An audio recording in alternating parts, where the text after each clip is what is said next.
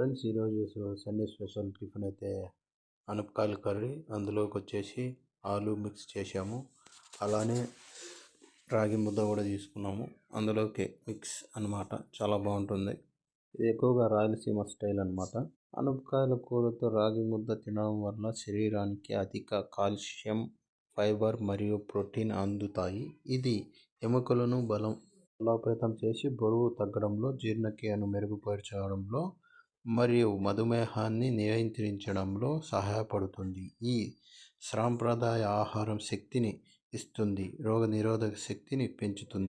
ఎముకల బలం రాగిలో కాల్షియం పుష్కలంగా ఉంటుంది. పాల కంటెంట్ 3 రెట్లు.